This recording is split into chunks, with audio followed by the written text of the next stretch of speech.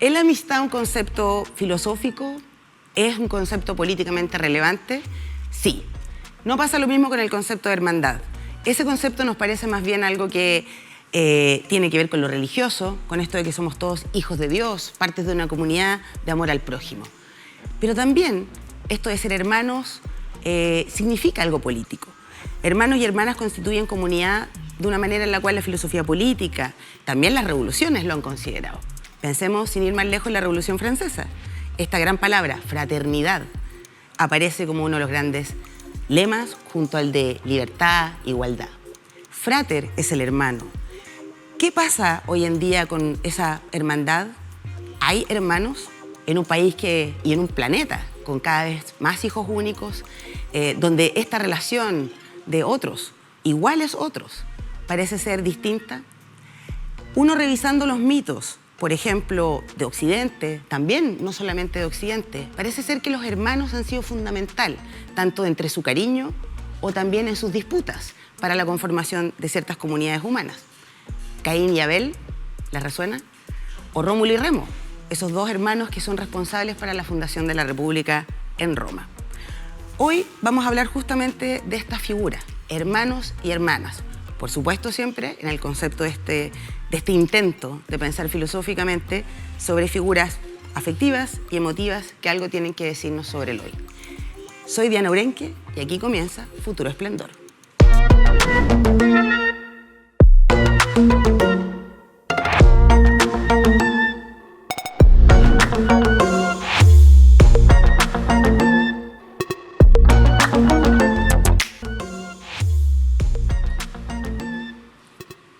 Amigos y amigas, ¿cómo están? Bienvenidos a un nuevo capítulo de Futuro Esplendor. Esta cuarta temporada que, como saben, conversamos detrás de este muro, en este escenario particular que nos protege, para hablar justamente de temas que normalmente no conversamos. Por ejemplo, estas figuras de afectos, como los hermanos, en este caso, el padre, la madre, la familia, los abuelos de Chile. Estas figuras que son normalmente consideradas como de la protopolítica, nosotros las hacemos más políticas. Y las conversamos acá. En este capítulo nuevamente tenemos el honor de contar con grandes invitados. Aquí está Martín Hoppenheim y también aquí está Manuel Antonio Garretón. Ustedes ya vieron sus presentaciones. En primer lugar, muchas gracias por estar acá, gracias, Martín y Manuel Antonio. Muchas gracias por la invitación. Bueno, un honor. Y vamos a partir con esto. Es una pregunta que hacemos que es importante porque nos ayuda a entenderlos a ustedes, conocerlos un poco más allá de sus biografías intelectuales y la que ya pudimos ver. Vamos a hablar de los hermanos y las hermanas como este concepto político. ¿Por qué creen que están acá para hablar justo de este tema? Desde sus disciplinas o lo personal. Partamos contigo, Martín. ¿Por qué crees que te invitamos acá a Futuro Esplendor a hablar? De hermanos. De los hermanos de Chile. Ya, de los hermanos de Chile. La verdad es que no sé, en primera instancia no sé, o sea, no tengo una respuesta. Ahora, si tuviera que pensar, digamos, qué decir al respecto, yo diría la primera y paradójica, ya, es que yo soy una persona sola. ¿Hijo único? No hijo único. Soy de una familia absolutamente diaspórica, de una diáspora en que están todos repartidos por el mundo, ¿ya? Entonces, mi relación de hermanos es una relación a la vez distante, cosmopolita, en cierta forma, ¿ya? Y yo creo que eso le da una cierta singularidad, ¿ya? Y como yo creo que a veces uno puede mirar bastante desde afuera hacia adentro para hablar de hermanos en Chile, ¿ya? Yo creo que lo que podría aportar mi mirada es una mirada de afuera hacia adentro. Totalmente. Sí. ¿Y de qué origen? Somos todos argentinos. Perfecto. ¿Ya? Mis abuelos fueron diaspóricos, judíos ucranianos y polacos y rumanos. Mis padres fueron diaspóricos. Puro sufrimiento. Puro sufrimiento. Sí, salvo la tercera generación, que es la que la pasa bien, ¿ya? Después mis padres fueron diaspóricos por trabajos de mi padre, o sea, siempre desde chico nosotros nos movíamos. Y nosotros, 4 hermanos, a la vez vivimos en distintos países también. Okay. Qué interesante partir con esto.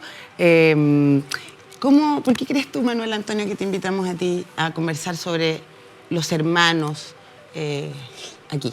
No tengo idea. Me encanta. Porque entonces yo, cuando me dijeron el título, no conocía espacio. yo dije que era Tiny Desk, que está de moda a propósito del 31 minutos. 31 claro. minutos.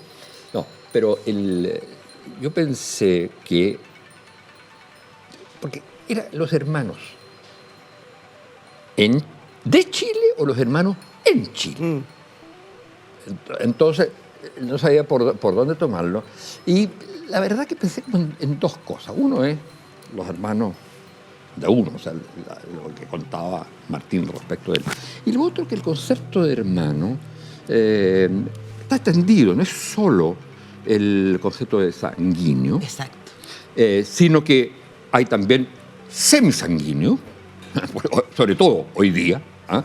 En que normalmente los niños y niñas tienen varios papás y mamás, unos más o menos, unos medios, etcétera, medios hermanos, etcétera. Bueno, todo eso, que es una diversificación. Y por otro lado, no es solo los hermanos sanguíneos, son también los hermanos, se les llama cuando hay una cierta, desde el punto de vista más bien como cultural, yo diría, un cierto espíritu común o la adhesión a una cierta fe, a una cierta creencia, por ejemplo, hermanos en Cristo. Y después está lo más complicado, y yo digo, eso fue lo que yo pensé al final, este último, que tenía que ver con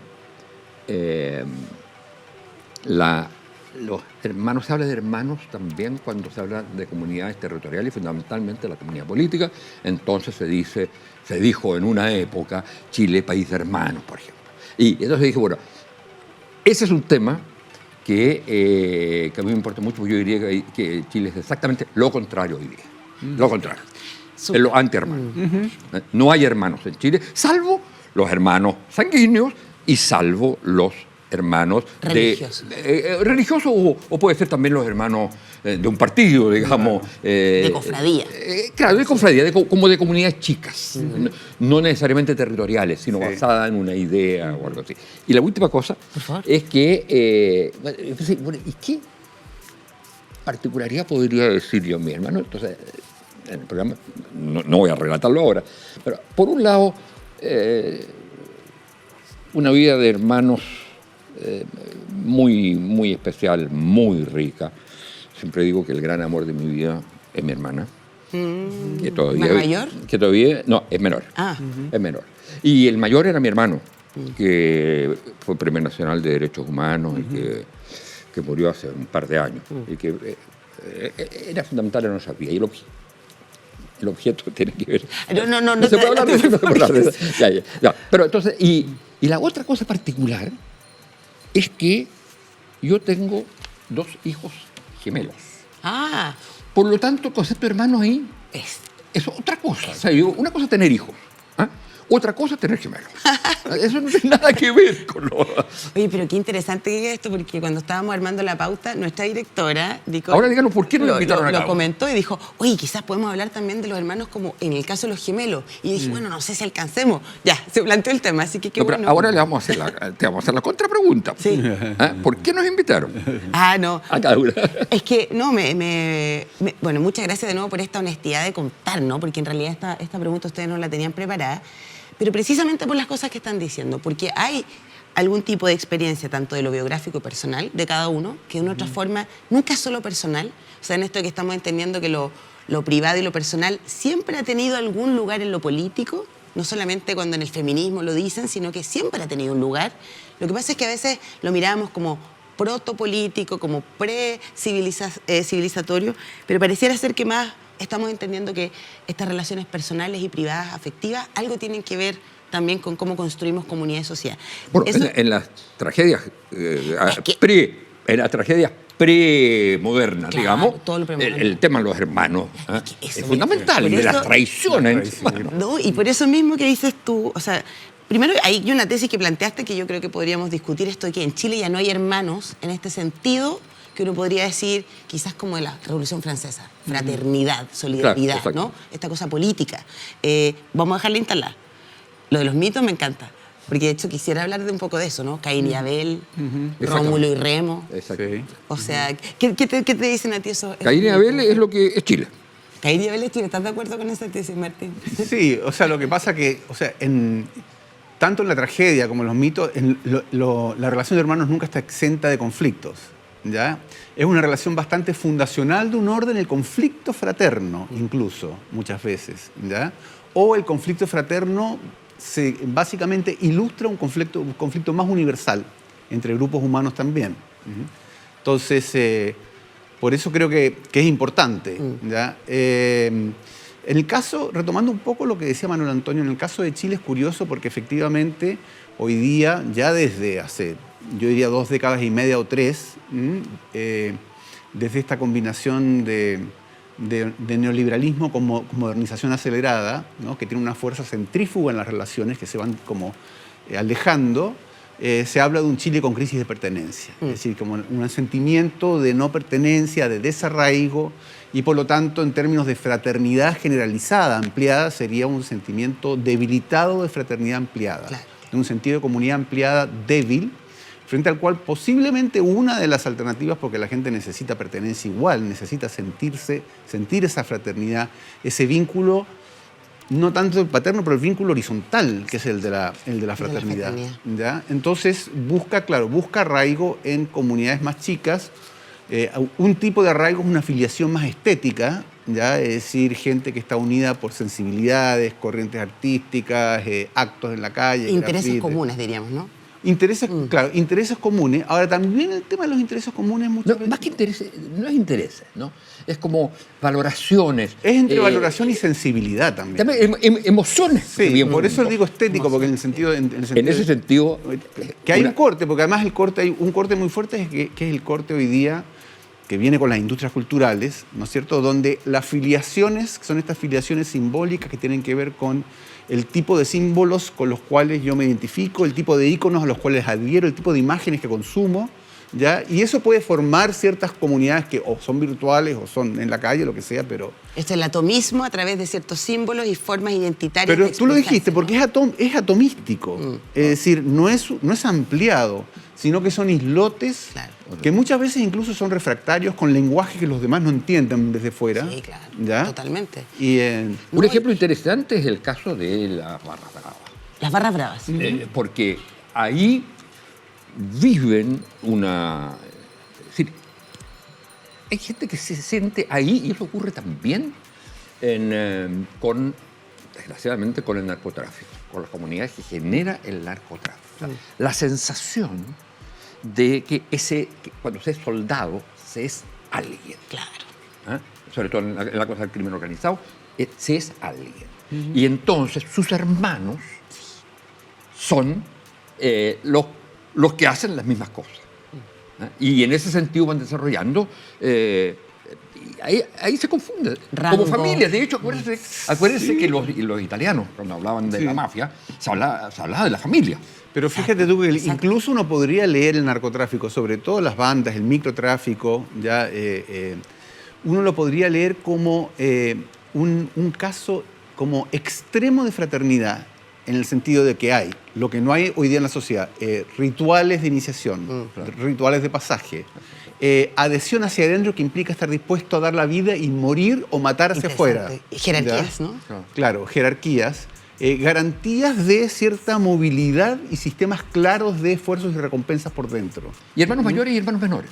Claro. Claro, y mayores y menores. Claro. Y papá. Por eso es la reproducción de la familia, pero al nivel de... Como estamos hablando de hermanos, porque también podríamos estar hablando de padres. Pero fíjate, ya habló programa de eso. Tú hablaste de las barras bravas también, que es muy interesante, porque yo creo que la barra brava hay una experiencia en la barra, aparte, digamos, de los manejos de la barra brava, pero cuando está en el estadio una barra brava, hay una experiencia de fusión. Ya de que no hay una como clara diferenciación dónde termina uno y dónde empieza el otro. Hay un efecto de contagio, hay un efecto, digamos, de guerra con la otra, barra brava, clásicamente. ¿ya? O sea, una cosa donde todo... Es como el baile cuando están el baile, situaciones el recital, donde... Exacto. Esta cosa como somos todos parte de algo más grande y por lo mismo no hay individualidad. Pero, es muy como pero Hay un enemigo al frente. Hay un enemigo, en cambio... Claro, hay un enemigo al frente. En el baile hay es todo un lo otro. contrario. Contra. Hay un otro. Hay un, Claro, pero no, sí, pero Pero no es es cierto, el ¿ah? otro, porque Tienes también razón. en las relaciones de amor hay Tienes uno. razón. Hay Hay un un contra. opositor. Sí. Hay un adversario, un enemigo, una amenaza. Etc. Oye, me encanta cómo esto está fluyendo y además tú dijiste, Manuel, que lo que estabas diciendo tiene que ver con tu objeto preciado. Esta parte nos encanta a nosotros, ustedes saben, objeto preciado. Aquí ya tenemos nuestros objetos preciados, después les voy a mostrar más detalles, pero partamos. ¿Te puedo hacer una pregunta? Pero claro, ay, me encanta esto. ¿De dónde salió la idea ¿Ya?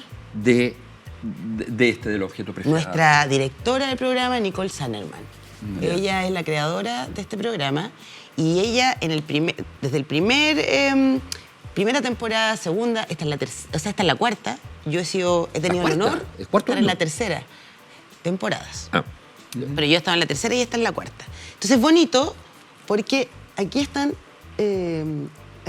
las cosas que han dejado. La historia de los regalos. Exacto. Y que todos tienen que ver con, por supuesto, los invitados, pero también los temas. Entonces, Claro. una forma bien bonita de abordar, muy cariñosa, así que un aplauso para nuestra directora. Y que aparte siempre ha creído mucho en todo este proyecto. Gracias, Nico. Por favor. O por acá, no sé quién quiera partir. Dale, Manuel Antonio. ¿Sí? Sí. ¿Se abre así? Lo que usted quiera, Ya. porque ¿Y yo quién me lo encargo que saca? se muestre nomás. Pero yo te lo paso a ti.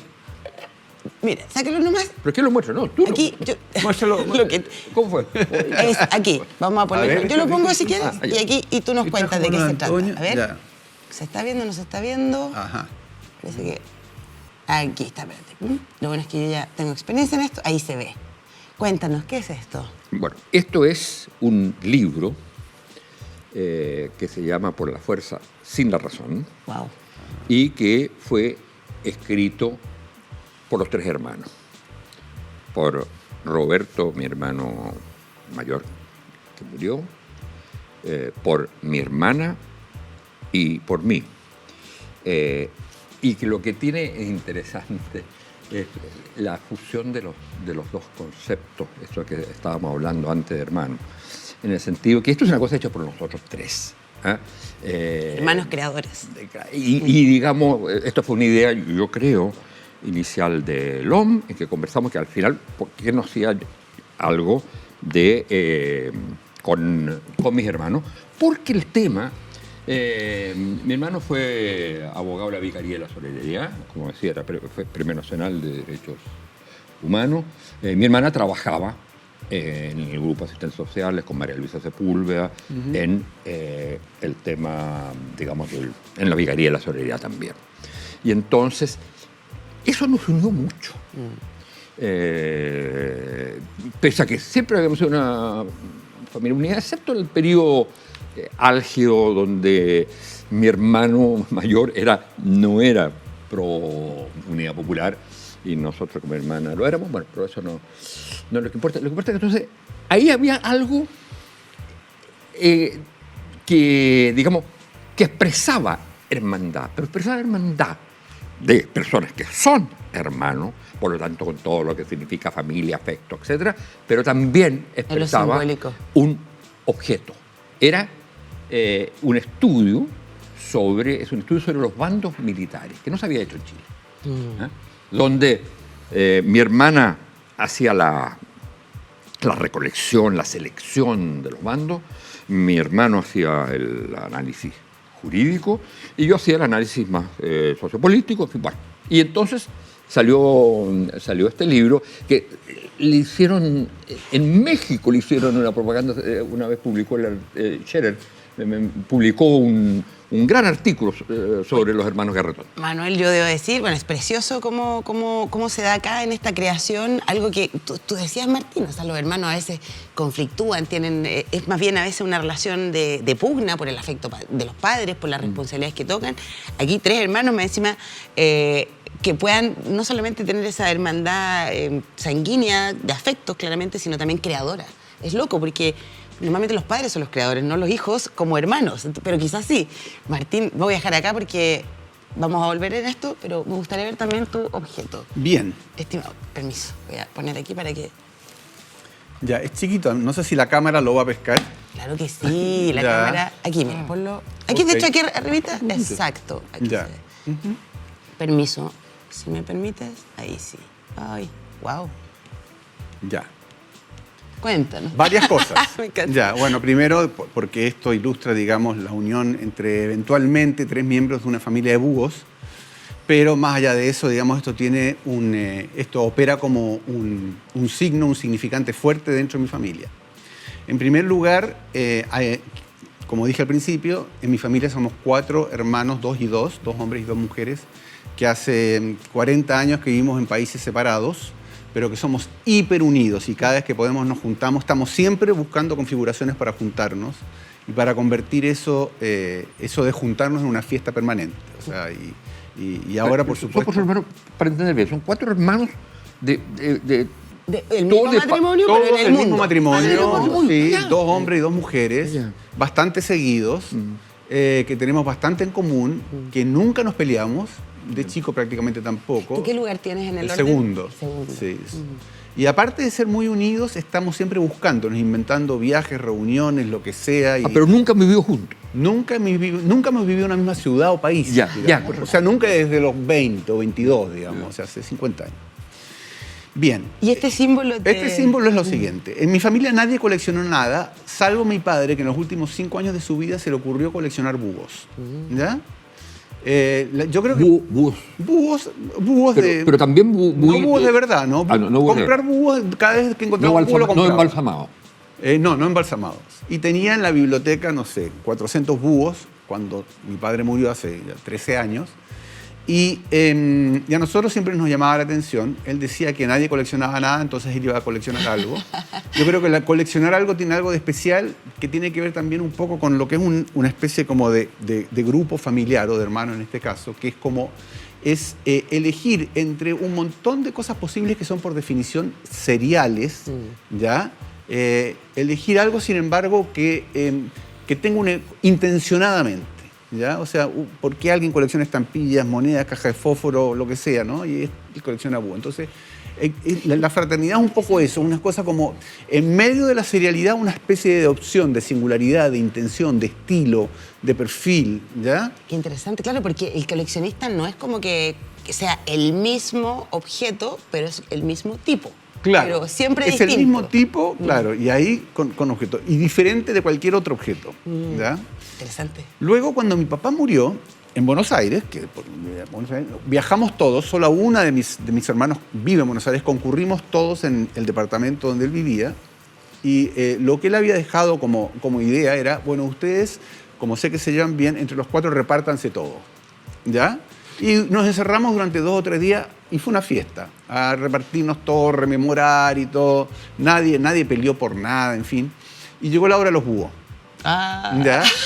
Esto es como ya veo por dónde va, propiedad y herencia. Claro, entonces llegó la hora de los búhos y dijimos, bueno, los búhos por definición los vamos a repartir más o menos en partes iguales y va a ser la forma en que vamos a estar unidos como hermanos a través de esta filiación paterna, ¿no? Y cada uno en su respectiva casa, en su respectivo país, tiene algunos búhos que se llevó. Oye, qué bonito lo que dicen. Déjame no solamente decir esto, porque también en honor al tiempo, pero íbamos a seguir hablando de esto. Bonito lo que dice, además, que vas a dejarnos a tu papá acá. Ojo, sí, ¿estás seguro de esto? Papá y hermanos. Wow, sí. Pero por eso es como... Hay una cosa adicional solamente. Sí, por favor. Mi papá creo que eligió el búho porque tenía problemas de insomnio, y el búho es un animal nocturno, y de los 4 hermanos, 3 hemos tenido siempre problemas de insomnio. Así que el búho no es una estampilla, es un búho. ¿No? Y aparte es bonito porque igual tiene algo esto de Trinidad, pero son hermanos, porque es bonito. El búho es sabiduría, es el símbolo de la filosofía también. Y acá, yo insisto, esto de los hermanos... Y supongo, perdón, que es también el símbolo, es lo mismo que el chuncho. Volvimos al chuncho y las barras. Exacto. Digo, ¿cómo van saliendo pero las chunchas de nuestra casa de estudio, además? Sí, por eso, ¿no? Por eso dice, pero yo quería contar una cosa respecto de algo que contó Martín. Manuel, mira. Y que tiene que ver con los hermanos. Yo propongo esto, porque como yo sé que lo que se viene y la gente que está viéndonos en las casas sabe que es algo muy bueno, vamos a hacer una pequeña pausa porque no voy a poder interrumpirte cuando empieces a hablar la maravilla que seguro va a hacer acá. Entonces, no se vayan, ya ven que esto está siendo muy lindo. Estamos con Martín Hoppenheim, con Manuel Antonio Garretón y vamos a seguir hablando de los hermanos, la fraternidad en Chile, de Chile, como cosa política, emocional. No se vayan, quédense ahí. Ya volvemos a Futuro Esplendor con Diana Urenque y sus conversaciones incómodas, pero necesarias. El Museo Violeta Parra abre sus puertas para presentarnos 10 sesiones de destacados artistas musicales en medio de sus muros y pasillos cargados de historia. Porque la música no solo suena, también evoca, sana y mantiene viva la memoria. Todos los sábados a las 21:30 horas, sesiones Museo Violeta Parra, solo por las pantallas de UChile TV.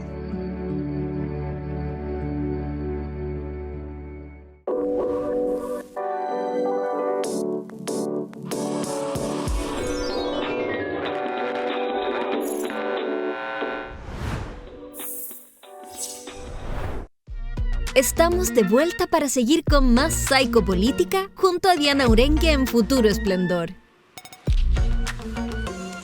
Habíamos quedado de un comentario, una pregunta que íbamos a retomar con uno de nuestros invitados en esta conversación sobre los hermanos de Chile. Manuel Antonio nos iba a decir algo. Solo quiero decirles, estimados, aquí están los objetos, en la familia de objetos que tenemos, ¿no? El libro que nos trajo Manuel Antonio, de sus hermanos, que yo creo que me lo voy a llevar para leerlo. ¿Me permite? Lo digo al tiro, estimada directora, lo necesito para mi escritura. Y está también, me gusta la Trinidad de Búhos, creo que es muy bonito eso. Y loco, porque 3 hermanos, Trinidad de Búhos, hermanos, me parece precioso. Bien, gracias por estar de vuelta. Por favor, Manuel, cuéntame. Tú me ibas a contar algo y... No, yo iba a contar a propósito de lo que estaba contando Martín, de la experiencia cuando se juntaron a la muerte de su padre, para discutir los temas de herencia. Claro, y la repartición de los búhos, ¿no? Claro, y que todo fue perfecto. Y lo armónico. En el caso nuestro, la muerte de mi madre, que ya éramos adultos, ¿no? Cuando murió mi padre, que éramos muy jóvenes, más bien tuvimos una cierta discusión, no, ningún problema, pero una cierta discusión, y entonces decidimos que cada uno de nosotros nombraba a uno de sus hijos como representante para que entre ellos, o sea, los primos, se juntaran y hicieran la partición, digamos, de las cosas. Y entonces buscaron una solución que a nosotros jamás se nos habría ocurrido, y es que dividieron todo en 3 partes. Entonces nadie quedó con un servicio completo, por ejemplo. Nadie quedó, si había una mesa con 3 sillas, nadie quedó con el juego completo de sillas, nadie quedó con nada completo. Sí. Mira, interesante. Y se acabaron eso, porque era discusión al respecto. O sea, claro, como cuando uno dice ahí fue justo, pero un poco no muy sensato en ciertas cosas, pero como que fue justo, ¿no? Oye, ya que nosotros igual queremos hablar de esto de los hermanos, las hermanas en un concepto político y chileno. Y hablamos antes de los mitos. A mí siempre me ha llamado la atención cuando uno piensa que, por lo menos en la Biblia, parece que por el asesinato de Caín y Abel, que es como el primer pecado en la tierra, ¿no? Porque el otro fue en el paraíso, el primer pecado del ser humano fue ese, y hubo el exilio, ¿no? Entonces Dios castiga a Caín por matar a Abel. Y lo que hace Caín, lo que hace Caín, desterrado, es que funda la primera ciudad de los hombres, de los seres humanos. Ese es un mito interesante. Sí. Y si uno ve, por otro lado, cuando pienso en Freud y el mito de la horda primordial, donde dice algo así como que los hermanos confabulan con la madre para matar al padre bestial y poder formar esta ciudad libre e igualitaria. ¿Qué te dicen esos mitos a ti, de Martín, sobre la política y la hermandad? O sea, que no es sin costo el que estemos acá, primero que nada. ¿Ya? O sea, claro. O sea, que hay... O sea, la eficacia fundacional está dada, digamos, por reparar, ¿ya? O por, digamos, hacer de una situación absolutamente catastrófica algo vivible, ¿ya? En ambos casos por Caín, digo, ¿ya? O bien, digamos, porque es necesario de alguna manera que una organización casi presocial, ¿ya? O la horda, en este caso, en el mito freudiano, porque en el caso freudiano hay una especie como de convergencia entre una historia filogenética y una ontogenética, porque matar al padre es parte de la biografía de cada uno, claro. ¿cierto? Pero también es el origen de los pueblos, digamos. O sea, tiene esa correspondencia entre lo digamos. O sea, en otras palabras, sí. Es para la individualidad y la formación de la personalidad tan importante como para la formación Solo que del la colectivo, individualidad, ¿no? Es simbólico, digamos. Es simbólico, fantasmático, digamos. Es representado de alguna manera. Uno no mata a su padre como Edipo mató a su padre o como la horda mata al padre entre los hermanos, ¿ya? Pero para Freud, en el origen de los tiempos, es real, es material. Ocurre, es fundacional, es necesario. No hay civilización posible sin ello, ¿ya? Y de alguna manera es también como el mito griego cuando Cronos está devorando siempre a sus criaturas, ¿no es cierto? Hasta que Zeus logra de alguna manera arreglarse. Con los hermanos y los titanes, claro. Y ahí se apodera y hace una cosa como más... los dioses, los hermanos son todos dioses, reinan todos igual. ¿Qué te hace pensar esto, Manuel Antonio? Fascinante, ¿no? La verdad que no soy experto en eso. A mí siempre me interesaba el tema de la tragedia griega y de la tragedia shakespeariana, porque son, y me salgo del tema estrictamente de lo que estábamos conversando, porque son básicamente la manera más avanzada, pero antes de la modernidad. O sea, lo que hay en la tragedia, digamos, mejor usar incluso el ejemplo de la Biblia. En esa narrativa, lo que hay es que el sujeto no es el individuo, la persona, es Dios. Y es Dios el que decide lo que haga el pueblo, que esté dando vueltas todo el tiempo que se portó mal. Entonces, durante 40 años, más o menos, a no más de 3 kilómetros de donde estaba la tierra prometida. Bueno, y la tragedia griega, antes, lo que era interesante era que hiciera lo que hiciera Edipo. El destino. Lo que hacía era, digamos, matar a su padre y acostarse con su madre. Claro, no podía arrancar de ese destino, digamos. No podía, trataba de hacerlo, le preguntaba al oráculo. A Tiresias, sí. Claro. Entonces, ¿qué quiere decir eso? Que hay algo que está por encima donde el sujeto no logra constituirse. El sujeto es alguien, o Dios, o, en el caso shakespeariano, el destino en el caso griego, y en el caso shakespeariano es las pulsiones. Las pasiones. Claro. Las pulsiones. Sí. Es decir, todo eso que no, el animal, el que tiene instinto. No, es que no es solo animal. Pero se relaciona, ¿no? Hay uno que sí, Hay uno que sí, que es Ricardo III. Porque Ricardo III, y la frase fantástica... ¿Cuál? ¿Doy mi reino por un caballo? No. No, demasiado conocida. No, esa es la parte de poder, no. Cuando dice, soy lo más malo que existe en la naturaleza. Soy peor que las bestias, porque sé lo que estoy haciendo.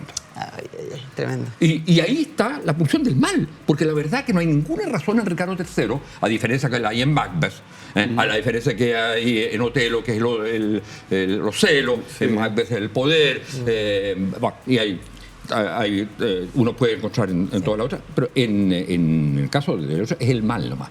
O sea, es Caín, digamos, de alguna manera. Entonces, el problema es que el tema de Caín y Abel, que yo tengo a pensar que es cierto, pero de alguna manera no son estrictamente los sujetos. Hay algo también que tiene que ver con lo que Dios creó, pareciera ser que su los destino. lleva, claro, que los lleva a eso. En cambio, cuando pensamos la comunidad los hermanos, a nivel de la comunidad, digamos, no a nivel sanguíneo, no a nivel de la familia, sino a nivel de la comunidad, el bien y el mal sí existe. Quiero decir que no hay bien y mal, y en ese sentido hay una frase maravillosa con que Semprún habla en su libro La escritura y la vida, y se refiere a, básicamente citando a Malraux, y que dice: busco aquella zona del alma que se opone, donde existe el mal absoluto, que se opone a la solidaridad.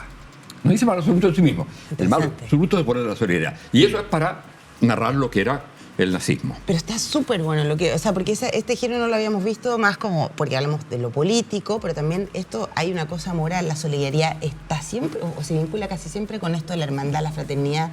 Y yo pensaba, por mucho tiempo teníamos lógica de clases, ahora parece que las ideologías cayeron.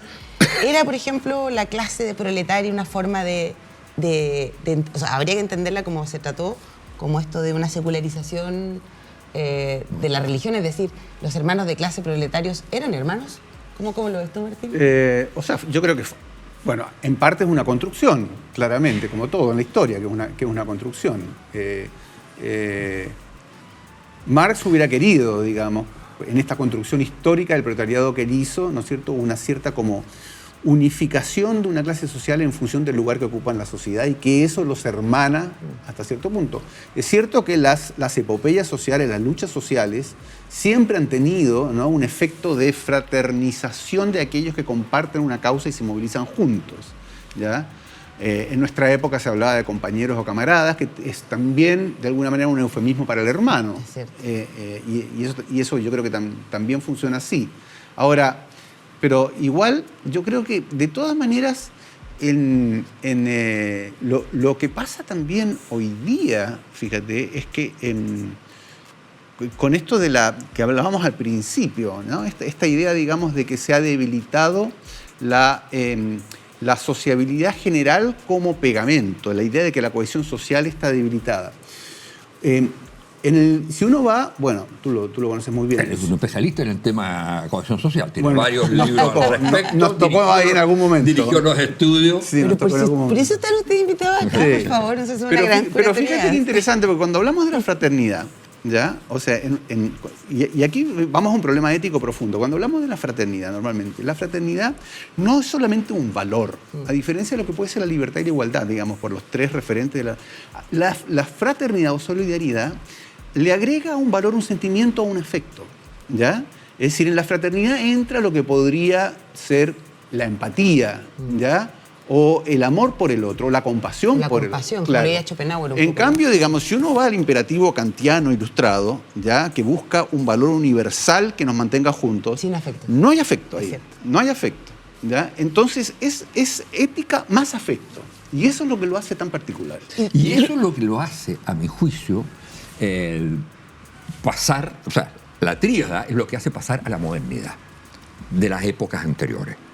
Porque, y se ha tendido a confundir siempre la modernidad con la razón. Claro. Sí. Y entonces uno dice, hay otras cosas que entran. Una es todo lo que tiene que ver con el campo de lo no racional, en cierto modo, que podríamos llamar la subjetividad. Y hay otra cosa que las teorías de modernidad siempre de alguna manera despreciaron, que es el tema de la tradición, y que yo le llamaría memoria. La memoria forma parte de la modernidad. Sin memoria no hay modernidad. No hay sujeto, porque lo básico de una modernidad es que hay sujeto.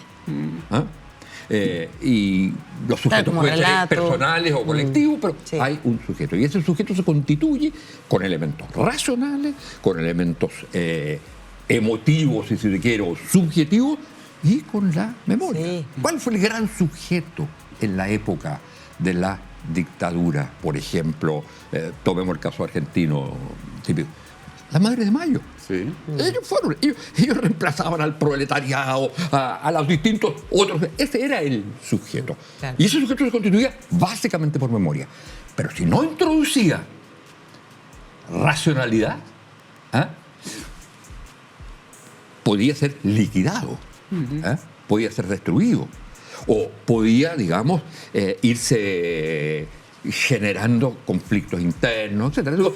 Pero eso pasa siempre. Entonces, esos tres elementos yo creo que son fundamentales. Y la hermandad es fundamentalmente, yo creo, lo que, como tiene este componente sanguíneo, previo, llamémosle tradicional, o sea, sobre el cual uno actúa, pero tiene también el elemento fundamentalmente de la emoción y de la memoria.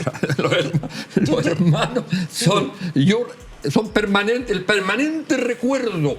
Claro, con lo serial también. Son memorias sobre todo a nuestra edad. Sí. O sea, cuando nacen son futuro entre ellos. Claro, entre ellos, sí. ¿No? Eso es lo que están unidos por una proyección hacia adelante, ¿no? Sí, pero, a ver, yo creo, cuando nacen en el minuto, claro. O sea... Pero, No, está bien. Años después, está bien, sí. hay memoria. Sí. Claro. Reconoce a su madre. Sí, no, sí. Pero, sí, bueno, vamos a ir a este momento que nos gusta mucho, muy querido en nuestro programa, que se llama la pecera filosófica. Ya. Pecera ¿La filosófica. Pecera filosófica. Ya. Pero antes yo no puedo permitir, o sea, tengo que decir algo. Ya. Porque escucho y bueno, no quiero decir mucho, pero claro, o sea, nosotros... No, si es una conversación, así que tienes derecho a decir todo lo que quieras. También es que a veces como que la idea es escucharlo a ustedes, pero, o sea, la modernidad por mucho tiempo, en esta lógica kantiana, olvidó que hay cuerpo. Nietzsche fue quizás de los que mejor dijo, recordemos que toda comprensión es siempre algo corporal, una otra forma corporal. Si creemos que en algo tenemos que ver con estos primeros bípedos que partieron de los animales, o sea, los afectos, el sentir, es una cuestión que nos constituye hasta el día de hoy, y por lo tanto, como dices tú, quería tomar esto de que los amigos no es solo la idea construcción, sino que también es un afecto que me obliga a socializar de una manera distinta. Y es difícil y complejo cuando es cierto lo que dice quizás Manuel Antonio, de que Chile a lo mejor ya no tiene sus hermanos. Eso sí que es grave, porque significa que no hay afectos que unan a los otros. Bueno, lo dejo ahí.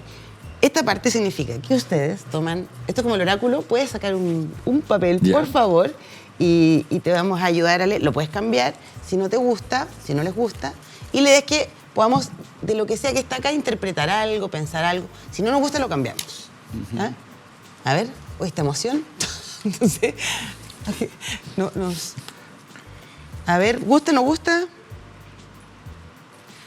A ver, ¿parto yo? Está bien. ¿Quiere partir? Ya, a ver, Martín. Ya, esta es una cita del actor estadounidense Bob Hope. Ya. Dice, crecí con 6 hermanos. Así es como aprendí a bailar, esperando mi turno para el baño. Para el baño. Para el baño. Es curiosa la frase porque es una sola frase. Así es como aprendí a bailar esperando mi turno para el baño. Lo primero que se me vino a la cabeza es que esperando el turno para el baño entre un pelotón de hermanos y uno está muerto que hace pipí, empieza como a moverse, ¿no es cierto? Y así aprende a bailar. Ya, eso sería una posibilidad, pero bueno, eso es anecdótico, es una forma de leerlo de manera divertida, pero yo creo que básicamente tiene que ver con que la hermandad, es decir, el sentido que son varios frente a un recurso escaso como es el baño, frente a un recurso limitado como puede ser la comida, o frente a tareas de la casa que hay que distribuirlas, ¿no es cierto?